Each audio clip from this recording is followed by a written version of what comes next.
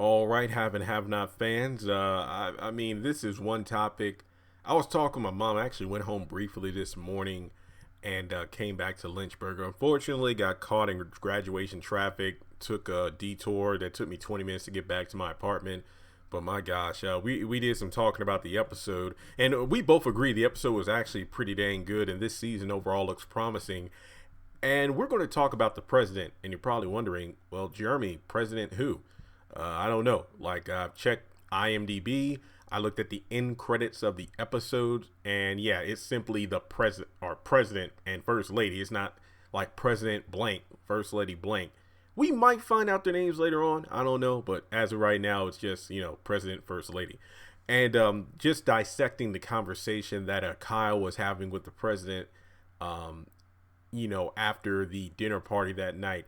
And we were just speculating, and Chandler and I as well via live stream, about, what is the president dealing with? We know that Kyle has this thing with prostitutes and hookers. The president pretty much says, are you still dealing with prostitutes and whatnot?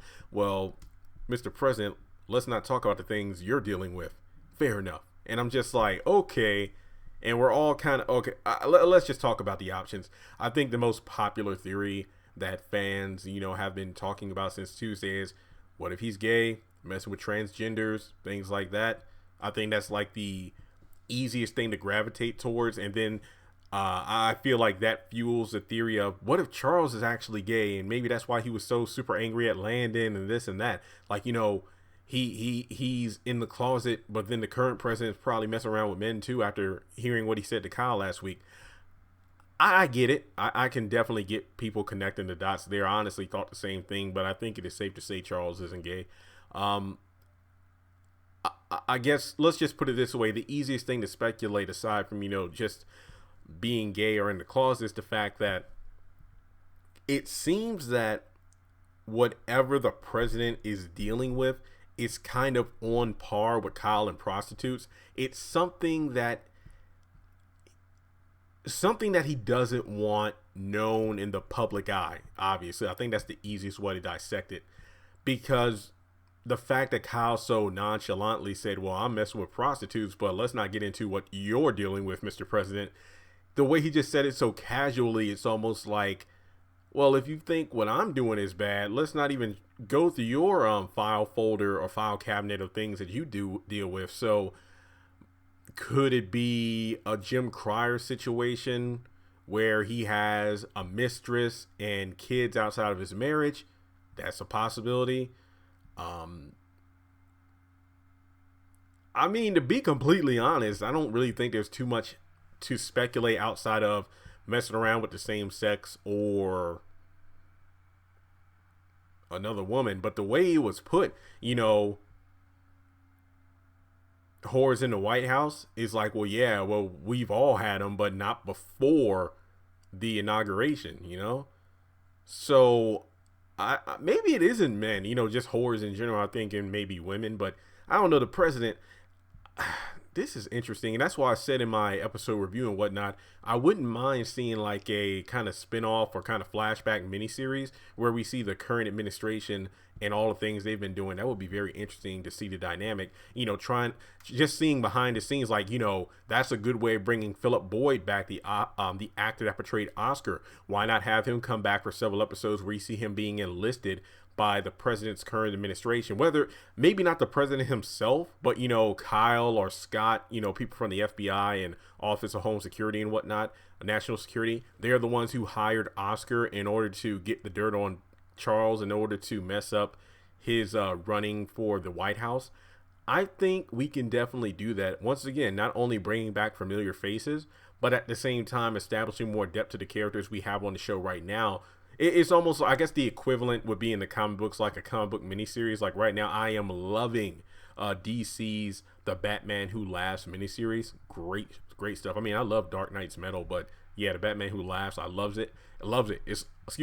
So you have the main series of the Batman comic book and whatnot, but then you have this mini series adding more to the characters in the main series. So I definitely think Tyler Perry could do something like that if he wanted to, because once again, the haves and the have-nots, bread and butter, man. It's kind of like, the fact that the show might be ending soon, but I think that instead, if you wanted to end the series or put it on like brief hiatus, you can do more mini series in order to add more depth. Hell, put that on Tyler Vision, you know, like film 8 episodes or something about various past events and then put them on television, once again reinforcing the reason people come out of their pocket to pay for television, not just to get, oh wow, I mean, we got all the Tyler Perry movies, the Tyler Perry plays, the Tyler Perry TV shows, but how about some new content to sprinkle onto it? That way it's like, wow, the haves and the have-nots is on break or whatever, I can watch these kind of bonus episodes which are new to me but give me more of an interest to watch the main series even more or rewatch old episodes. So that's just my way of looking at it that way. But overall, I think that the president, I think me and Chandler were talking about him possibly being in like the mob connection and whatnot, but I think that would be best to save for its own separate video, like maybe has something with the Malones. But we do know that the Malones are being watched under secret security, secret service, since they were talking to Benny about how they might be like, you know, dealing in terrorist acts against the country or whatever. So that's a possibility. But like I said, I feel like that's best to have its own video. But yeah, I guess the main question is, what do you think the president is dealing with? What is he doing in the shadows?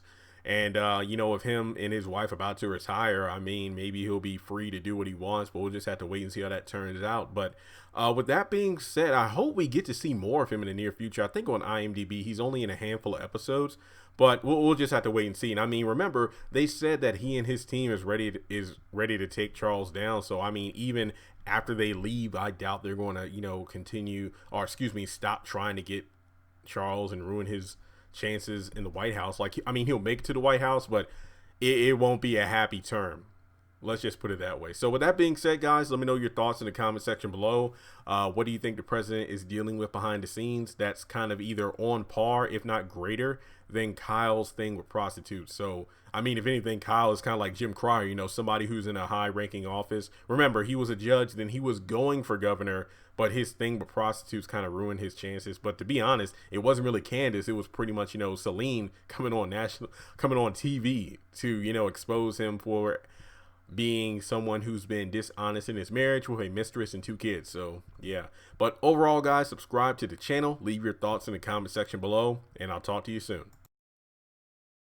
Congratulations on making it to the end of this video. If you like what you just saw, make sure to hit the thumbs up button, or if you have anything you would like to add to the video, make sure to leave your thoughts in the comment section below. If you want to keep up with me on social media, go to the description box. All of my links for social media are right there. Also, if you feel like you would like to donate to the channel, make sure to click on the link to PayPal.